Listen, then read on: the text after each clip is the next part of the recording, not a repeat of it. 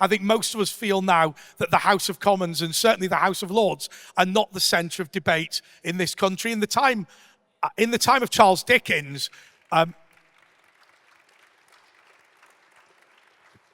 actually, I always hate people who say in the time of Dickens, ugh. But, well, let me just say this. Charles Dickens, his first job was to actually write word for word what happened in Parliament. And many, many newspapers, certainly every national newspaper, would list all of these debates and people would read them because they were really interested in what their elected representatives had to say.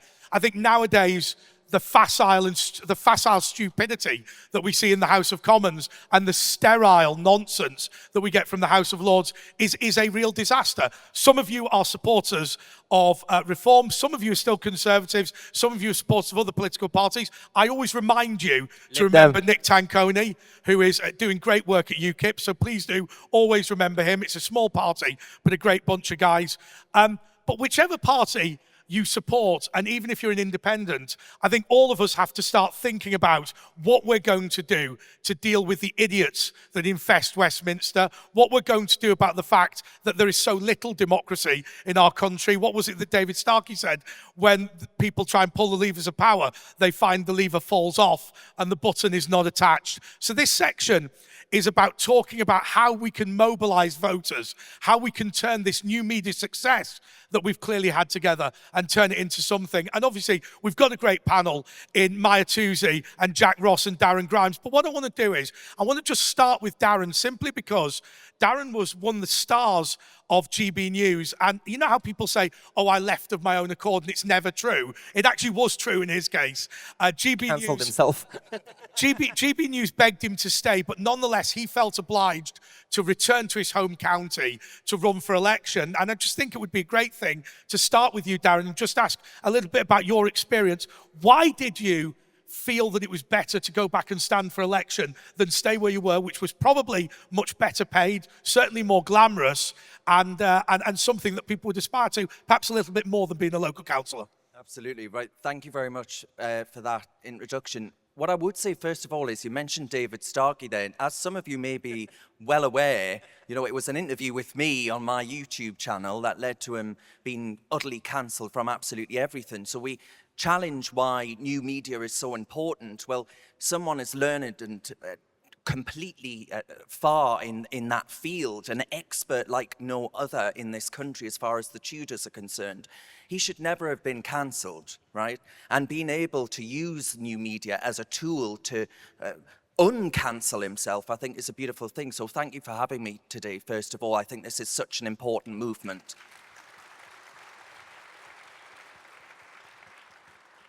But look, I did it out of an act of, it must be the biggest act of self-sabotage, I think, since Suez. You know, it is absolutely grotesque on that scale. But I'm incredibly proud to have done it. And I thought it was necessary because actually Durham has been placed, and I don't mean exclusively by my input, but being placed on the map as a sign to the rest of the country of what can be achieved in a Labour heartland, a Labour stronghold, if you actually have something that people want to vote for, right?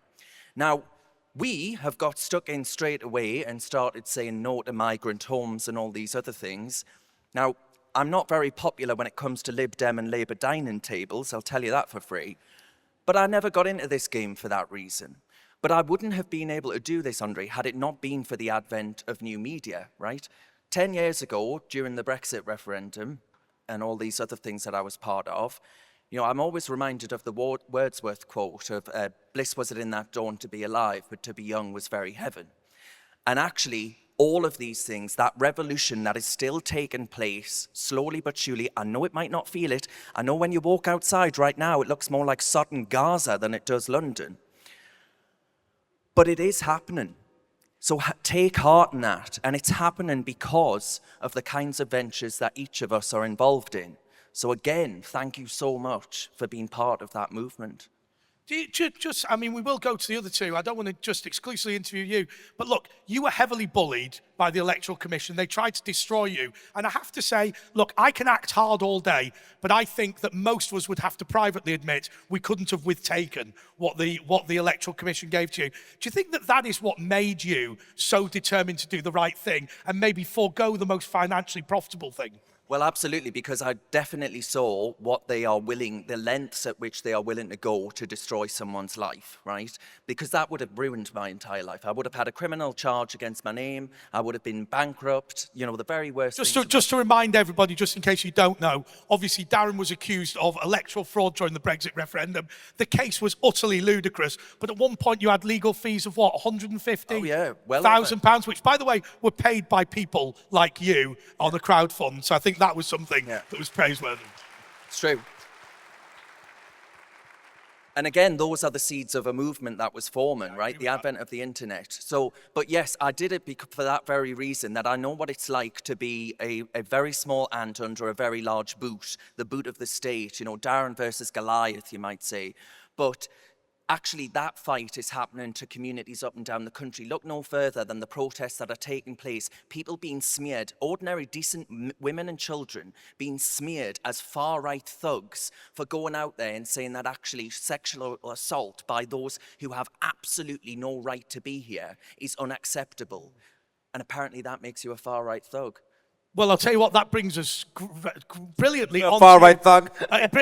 Yeah, he looks a bit like a bailiff, but he's a good bloke, actually. But that brings me on to you, Jack. Look, I mean, Turning Point UK, the work that you've done to try and expose the truth, I mean, you have humiliated most of the major news outlets. How did it come about? Well, with Turning Point, we launched in 2019 and we initially started to try and break into our university campuses. But unfortunately, it's not America. They're very left-wing. So we turned our eyes more towards protesting. We felt protesting was important. It's also a great way to do activism. It doesn't cost a huge amount of money and you can rally a lot of people. And also get people who aren't usually involved in politics to come along. But we were heavily smeared in the press. When you look at some of our early stuff, as you guys alluded to, they like to throw the words far right around. They like to throw the word fascist, thug, when actually it's nothing of the sort. And it's thanks to new media we've been able to ensure that our brand has not become tarnished because we've been able to counter. Just before you go any further, how valuable is it for somebody like you starting out, seeing that you can throw dog poo at Mahyar and you can throw dog poo at Darren, figuratively rather than literally, and they will just get on with it and they will survive? Because to me, one of the things that I've always felt is, even though we're a disparate group, the fact that we will turn around and go, do you know what, I don't care what you say about me, and keep going, gives me strength in difficult times. Oh, definitely. I think it's one of the beauty, again, of new media being able to put your argument across. I think in the time of establishment media, and again, this is why these two are particularly brave gentlemen, when they got smeared, there was no other voices really out there trying to stand up for them, whereas now at least you've got people with so many large audiences and we can stand up for one another. And actually, a lot of the smears just go under the radar. They're water off a duck's back. You look at even what I've done at Turning Point. They tried to say that I was a money launderer, that I smuggled gold in to fund far-right movements. It's just complete nonsense. Can I tell you something? If you smuggled gold to fund right-wing movements, I'd personally contribute. That'd be superb, wouldn't it? It'd be absolutely superb. No comment. Now listen, everyone. We've now got to interview my godson, Mahyar Tousi. People don't know that Mahyar joined my faith recently and I was your godfather. I insisted. You were the only one who had a godfather. You also got told off in church by someone came to us before anything even started for baptism. It was like nothing started. And someone told him off saying, we don't talk in church. And he was like, that's literally what we do. No, they said it's a sin to talk in church. I went, no, it's not. I mean, actually, if you've got my voice, you're quite used to being told off for being loud. But Mahyar, look, this is the first time I've been able to interview you since the last time. There we go, see what I did there.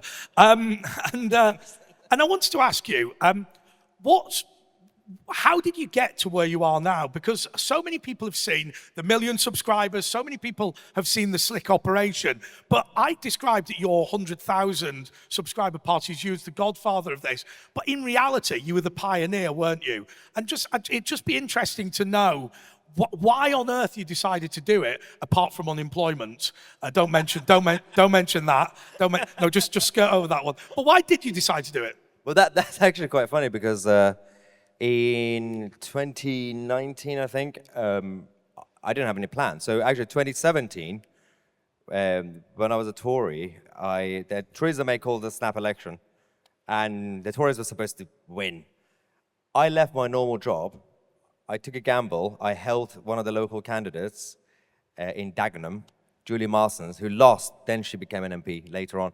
I was like, we're going to win that seat. I'm going to go in Parliament, political career. Terrible idea. There's no money. We lost that election. Thanks to you. Sorry. There's no money in running for Parliament, so I decided to set up a social media account. Oh, yeah, no. Well, that's the thing. So we lost that thanks to UKIP.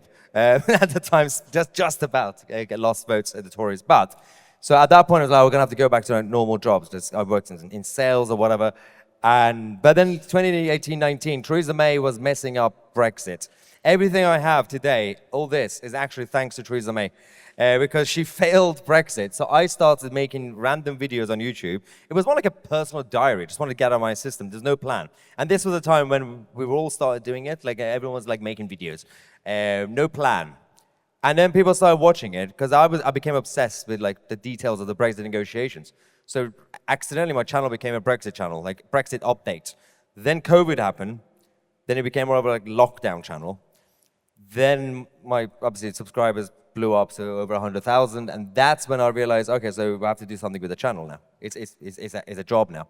Then it just became more of a daily news channel, mostly British news. I was still primarily doing political commentary. None of this was planned until a couple of years ago, and actually especially just before October the 7th as well. It became more of I started covering global news stories because they share the same theme. Any attack on the Western civilization. What people don't realise is the Tousi TV channel has been different things at different times. Yeah. It's responded to the market. Well, the first name of the channel was just Mahyar Tousi. Then we rebranded to Tousi TV. And I started doing the first channel that's a live stream news updates. Everybody was doing podcasts and political commentary, including yourself. You did the YouTube videos and all that. But so the channel became something that's kind of, that we didn't have really. Even now, we don't really have many new media broadcast news. And that's what I'm trying to push. One of the reasons I'm doing this and everything else is also because there's a couple of more independent, smaller kind of reporters and journalists, and I want to empower them to do more. But here's, so this is the purpose of this segment is to answer a really difficult question, which is the connection between what we're doing and the election. Yeah. So look, it's pretty obvious what Darren is in terms of politics, right? He's runs a council, he's the deputy leader of a county council, and he's going to succeed or not succeed in that, and it's a pretty obvious trajectory. But what do you as a political figure, and what impact does Tousi TV have on elections? But that's the thing. So obviously, as we said, Darren did self-sabotage, but also had a very, very bad time when he did that. When he left GB News and joined Reform, it was during the week where Reform was in turmoil. I was like, he joined in the middle of a scandal. That was good. You survived that. But so obviously, that's kind of more of a party political person who also does media, which is actually good and needed. Someone like Jack obviously is more... But there's one thing that Darren won't say, or maybe he will, because I think he's far too polite. But one of the things that I think that we've all found is that if you support a particular political party, unlike the Daily Mail, unlike The Guardian, unlike ITV, that political party will phone you, or phone me, or potentially phone Jack, and say, why are you not being slavishly loyal to our leader? Yeah. And actually, there's just a really unrealistic view from the political parties that feel that we have to be propagandists. Well, yes, and this is where, again, there's a need for every different type. But I'm happy with where I am, because obviously I was party political before. A few years ago, I was a Tory, but I was open about it. So I remember back in the day, I even like promoted Boris Johnson in 2019. Then I started seeing the problem with that for me, because obviously when Boris was failing, I had to call it out. Then obviously Boris loyalists were not happy. Then obviously my friendship with Reform, Nigel Farage and others as well, and Richard Tice, recent times since the last election, when I then called out some of the stuff, or just reported, I got criticized. But I continued because I realized what we need from someone like Tousi TV is something else. Yeah. Not promotion of anything. Actually, and not necessarily attacking But the you see- enemy, because we can always attack, all of us are attacking Keir Starmer every day, or Sadiq Khan. All the channels are doing, Turning Point do it with campaigns and everything else. What's needed is actually what I do, as well as everything else. We also have to talk about our own sides, whether it's Tories, UKIP or Reform, even if that means at times I will be pissing some of you off because you're loyalists. It's important. It's not sabotaging our side, because we don't talk. We need to start criticizing, because competition is important. It's capitalism. But to be fair, Jack, let me put this to you.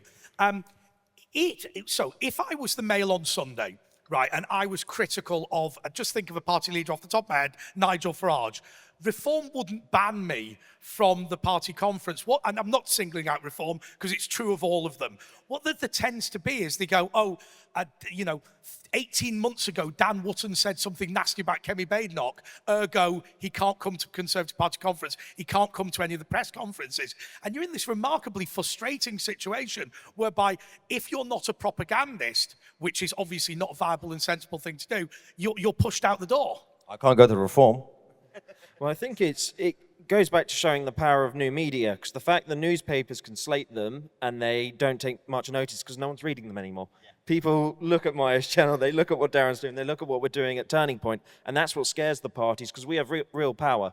Most people, like, how many, put your hand up if you watch the BBC here. Who watches the BBC? Though, to be fair, Jack, it's not a representative sample, is it? Let's be honest. I mean, if you like the BBC, I would suggest you probably wouldn't be here. But anyway. But it goes to show, I think, with the wider population as well, they know our content, people trust us, they listen to us, and they'll watch it at home, they'll watch it on their phones. People don't read a lot of newspapers anymore, bar the headline. And I think that's why the parties are so scared of our influence, and why we do have a lot of responsibility and power to try and shape the narrative, because of our audiences. But equally, and maybe I'll put this to Darren, we are outsiders, but there comes a point, it's almost like when members of the Rolling Stones start getting OBEs, there will come a point at which point we are the insiders, if you like. When our political party is going to have a more sensible and adult view towards our business? Because I think there is a lot more reporting and a lot more good we could do if we were treated in the same way as the Guardian or the Independent or the Times. Yeah, well, I think you will be. I mean, look at the last US election, in which actually Donald Trump, through his son, was set up with a load of podcasts who were receiving wildly more views than the mainstream media. Now, that's already happening, I think. But the role of new media, I think, is to be a pressure group to keep people like me honest, right? To keep people like me on the side of people like you. That's what you're there to do. So you have taken on the role of the media now, but it's a different vehicle, because it's a vehicle that wants to put forward a pro-nation agenda and keep the politicians wedded to that track. So that's the difference here. And actually, in terms of influence and what we're fighting for and against, things have changed over the last few decades, whether you like it or not. We live in a hyper-democracy society. So we can talk about the flaws of democracy and like, well, is democracy working or not? But the franchise has increased so much that back in the day, during Churchill's time with Attlee, the parties had to fight parties, and the establishment would fight establishment, or change the influence of the people at the top. People like us and political parties, what they should do is fight against you, for you, and against you. So essentially, because you guys, we live in a mob rule society, so it's people that put pressure on the establishment. Now, back in the day, the establishment put pressure on the people. So, for example, lockdown, sometimes it's a cycle of doom. The establishment scared the public, then it was the public who for a long time kept pushing the government to continue with lockdowns. Because initially, obviously, you scared them off, but it was actually, Boris Johnson didn't really want to continue, but he was looking at the opinion polls, like, well, they still want lockdown, what do I do? So, but my point is, what I do, what a lot of new media and independent outlets should do is, we have enough of us that attack Keir Starmer. We have enough of us that promote more centre-right parties. None of you guys, you can keep watching a video, a report one of us would do about attacking Starmer. You might enjoy it, but you're not going to gain anything. You're not going to change your mind. You already hate him. or if I promote something, I don't know, that Nigel Farage did that you like. You already know. That's why it's important for people like me, especially Tousi TV, what to do is to make even you guys, obviously those who are more center-right, to do more critical thinking, because I've actually ended up changing the other side's minds more on two issues. I've had some left-wingers coming and say, because I've called out the Tories and reform, but because the way I call it out, I still basically say, overall, Nigel is right about this, but that's what Zia Youssef did is stupid. Actually, I've had some people saying, you know what, we're not left-wing anymore. I've had the same thing with Palestinian supporters.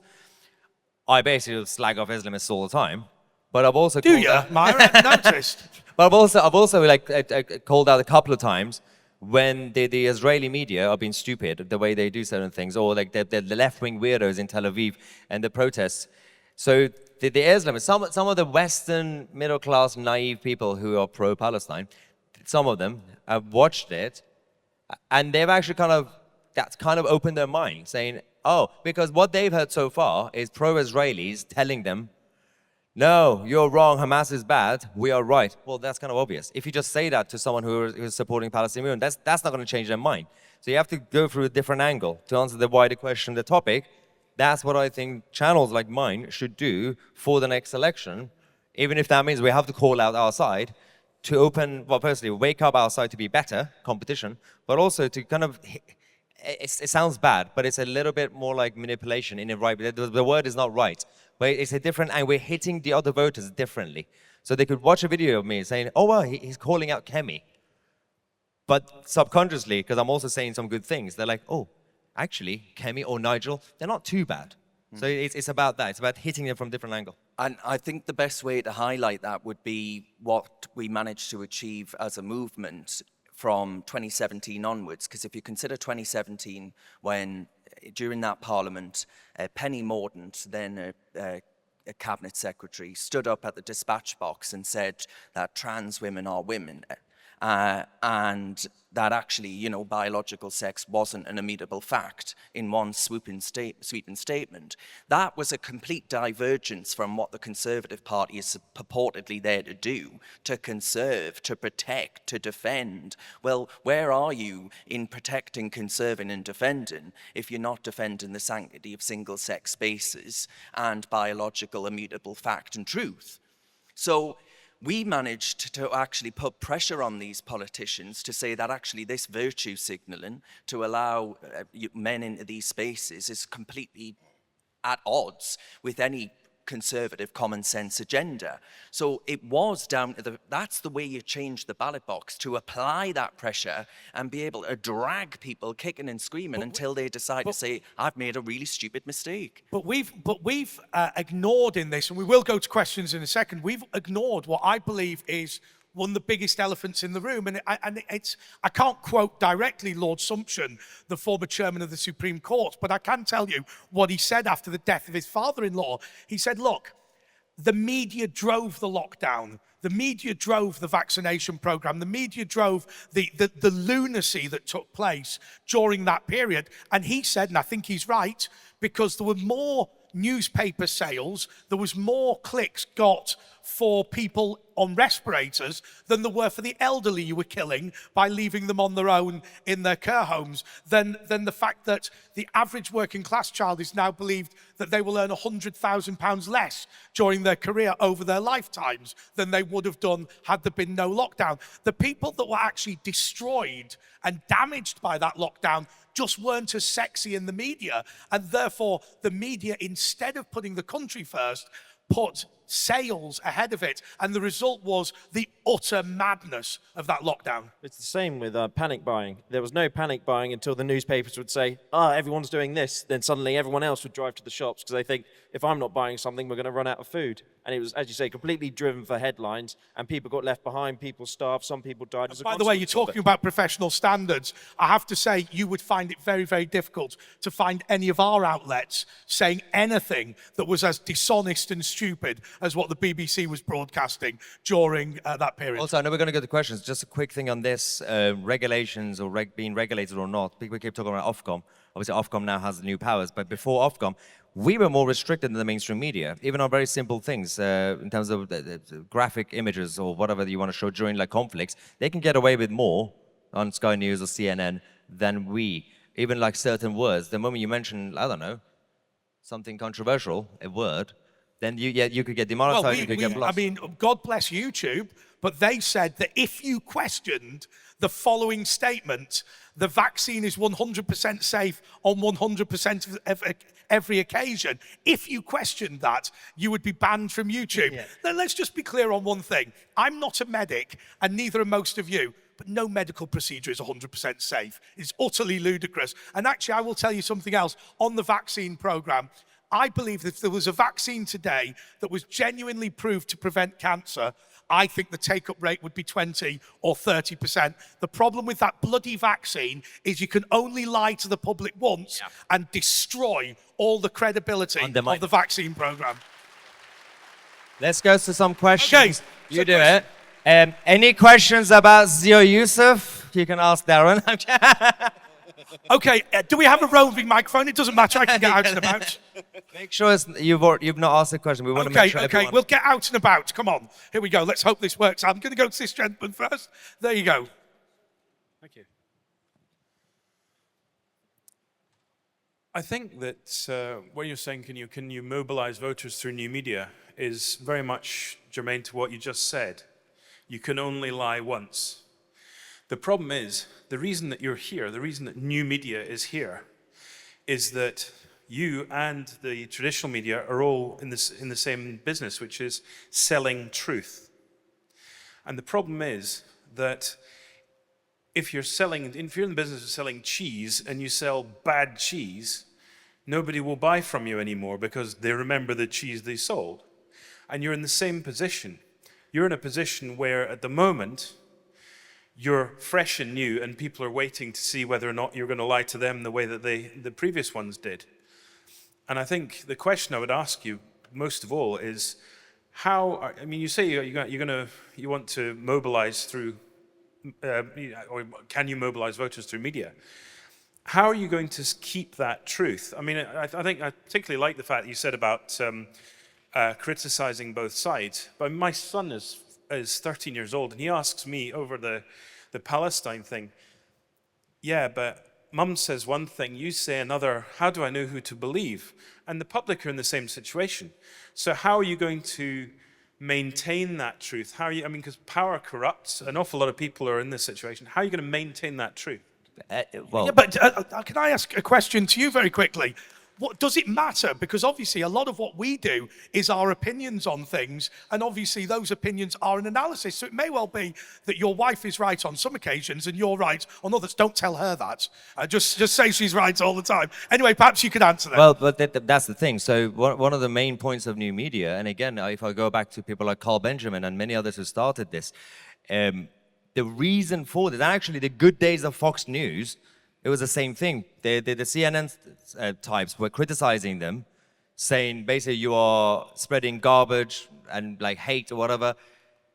CNN, BBC, Sky, all these guys, what they've been doing and what they want to continue doing is to tell you what you should do or think. And actually that was your question basically, saying how do you basically, how does one tell people what to do, what they shouldn't do without compromising the truth?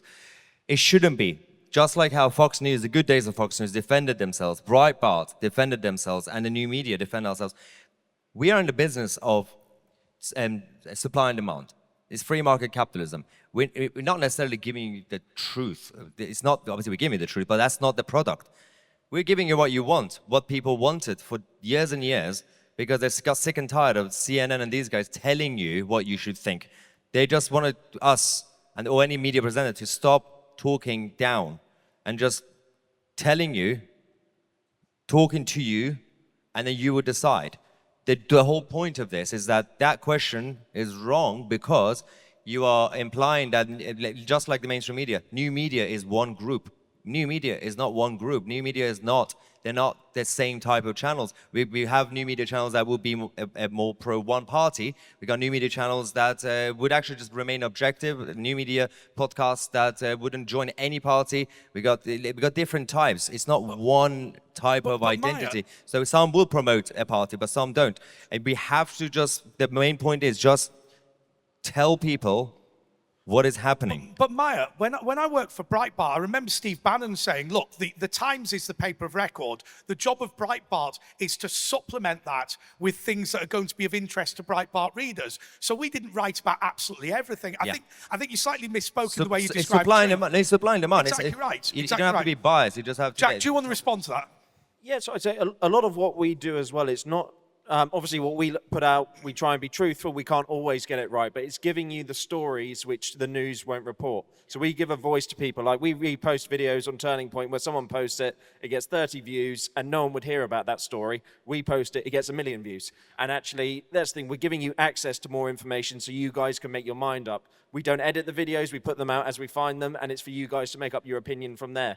The news are the ones where they try and push an agenda as such as everyone's saying, whereas all we do is give you the tools you need to form your own opinion. And I think actually the proliferation of truth is something that I think is happening more frequently because of these outlets, right? The grooming gang scandal, for example, or the rape gang scandal. We wouldn't have been able to talk about those issues had it not been for platforms such as X, right, to be able to actually discuss them. I mean, Maya mentioned YouTube there and Ofcom.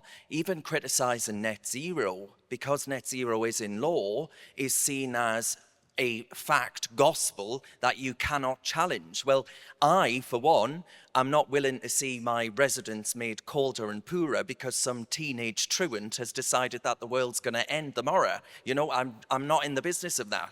So the proliferation of truth is so very important, and fighting for that. And we've got a real fight on our hands because the hapless Tories with their Online Safety Act, which Stephen's obviously going to talk about shortly, but it's put us in a really precarious position as far as censorship of that truth is concerned, because it has started to proliferate so very heavily, and it's beautiful to see to me. In all of this with new media, what does victory look like? What's the winning and what's the win? I think we're starting to see the beginning of a victory at the moment, and you see that with the widespread protests surrounding the hotels. Middle England is waking up. So historically, with protests around hotels, you'd get maybe 20, 30 people. They'd be castigated as far right. I called a protest in Waterlooville 2 weeks ago. We had thousands of people turn up, and they shut a migrant flat down. So this is what victory's looking like. We're actually... We're mobilizing people who were maybe apathetic, weren't politically interested, thought politics was just for the upper middle class, whereas actually we are becoming more political as a nation, and that's the positive of new media. So have we won yet? No, but we are on the track for that victory, I'd say.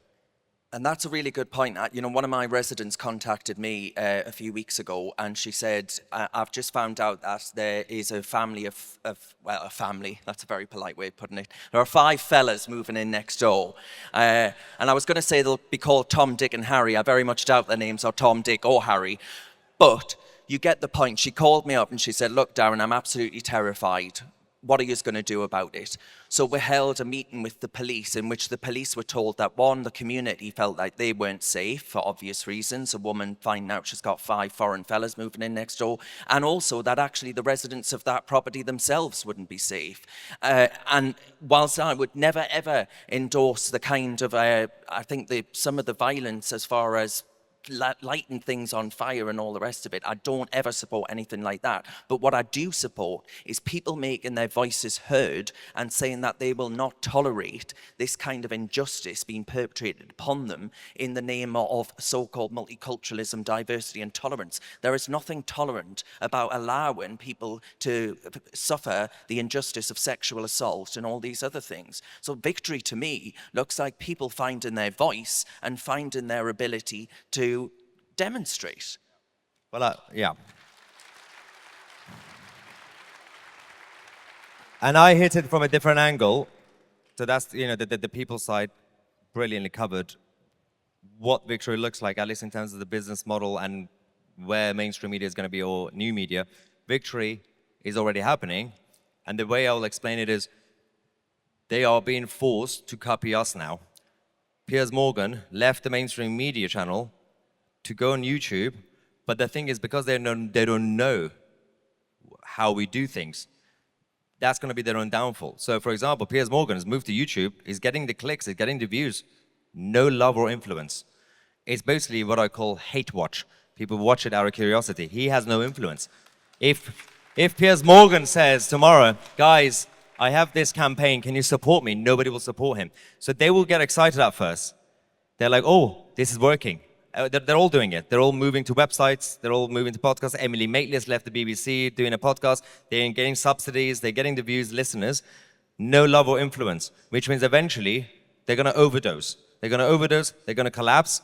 And then we will be the ones, hopefully, that will continue to survive because we're gradually going up. And because we started from scratch organically rather than them.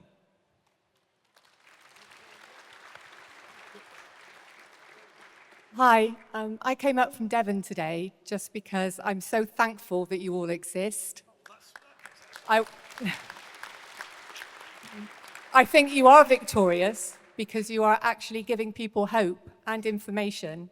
You have already mobilized voters because you put the truth out there and you made us realize that we're not alone and that we're not insane sitting there thinking, I don't think this makes sense.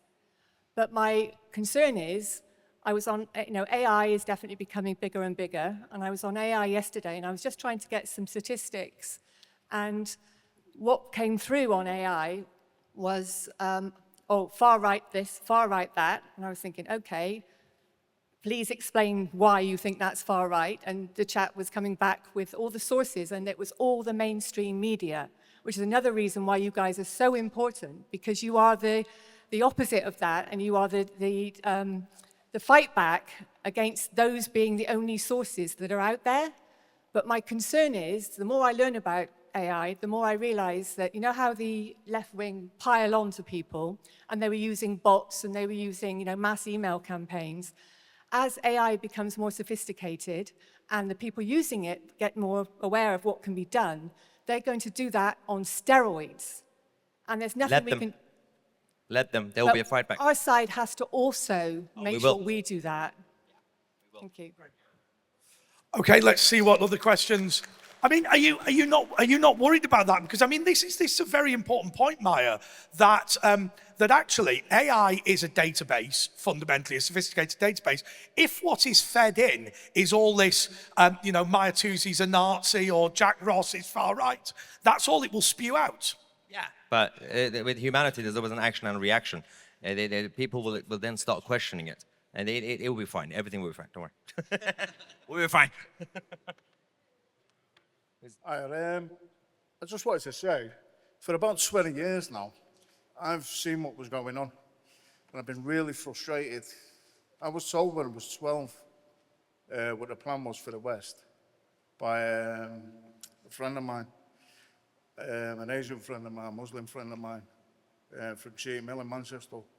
And he told me one day, when there was enough of him, he'd stand up and he'd take over. Well, that time appears to be now. I've been watching it happen, and I've been more and more, I've become increasingly more frustrated as the years have gone by. Nobody seemed to see it the way I saw it, and then Tommy started talking. And other people started to see it. I started turning up at rallies and seeing, you've become a voice for the people. You're saying the things that I'm saying or that I'm thinking. I stopped watching mainstream 10, 15 years ago because they no longer represented me.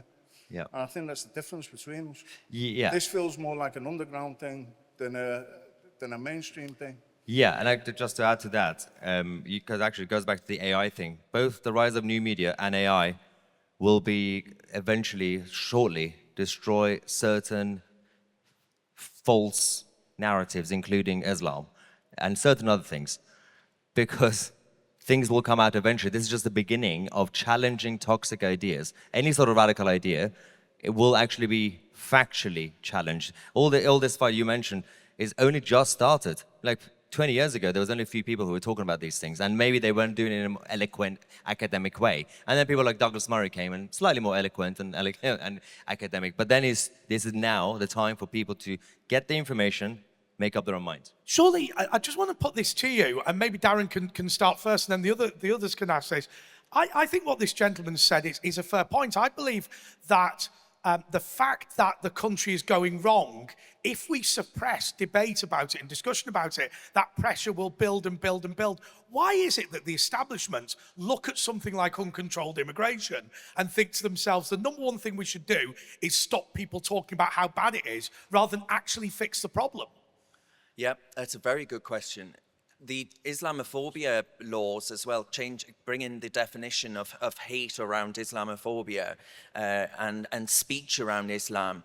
It's really dangerous at a time when, if you consider the Batley Grammar School teacher is still in hiding for showing a cartoon, you know, what you actually do is give credence to those who do want to shut down speech and debate in certain areas. And I think actually, I was walking around, Mahyar Tousi will know this, I was walking around Soho. I've had a pint or two in Soho in my time, I'm not scared to admit it. And some fella walks up to me and he says... Butterworth. Well, a bottle of, yeah, or two. And this fella walks up to me and he says, if you talk about Islam again, I'll make the streets of London unsafe for you. I reported that to the police, absolutely sod all got done about it. But actually what Angela Rayner and others are doing is giving license to those people to say that to people like me.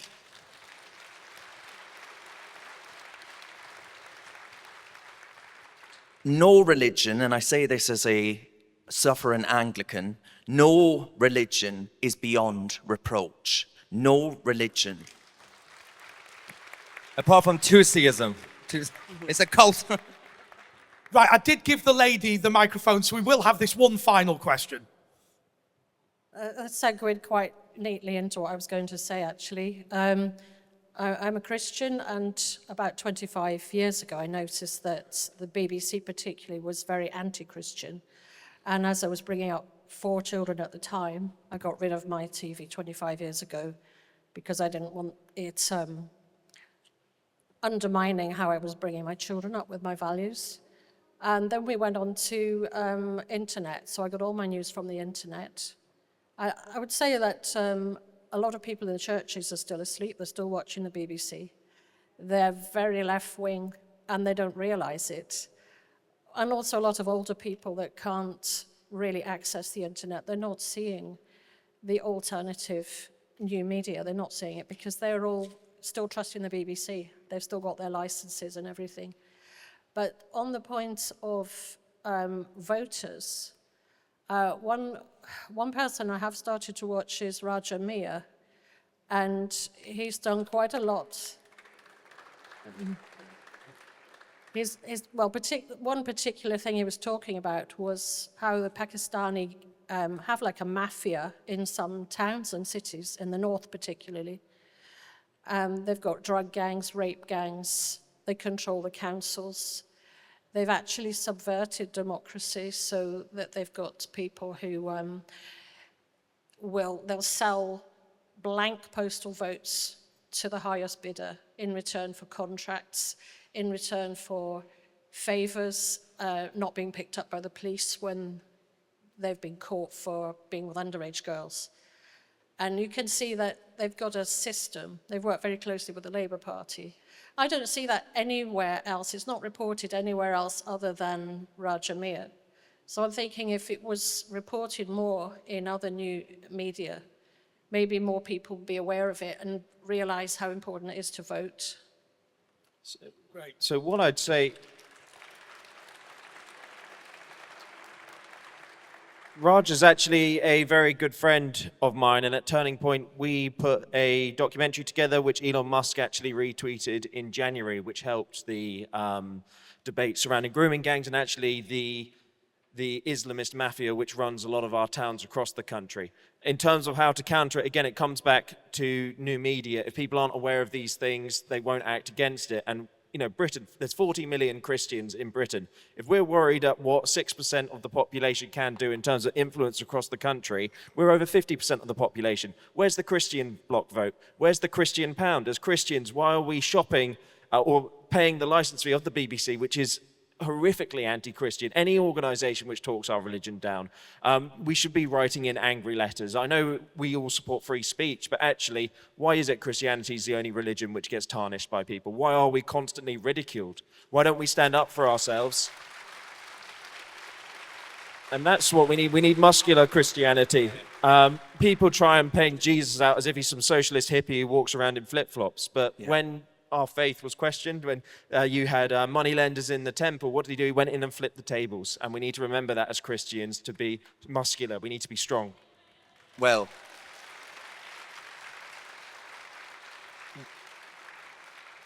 we can all do with being a little bit more muscular and standing up for ourselves a bit more. You know, I think actually the defence element, we are a little bit too laid back, I think, sometimes, and we need to be more robust. But just very, very briefly, what you said there about there not being enough exposure of these sort of things, actually, I think because of X and because of Elon Musk, that's the only reason we got a rape gang inquiry. You know, that pressure that was applied there. So have hope, have faith. We are fighting this, we are getting through slowly but surely to the prevailing narrative, and that's what we need.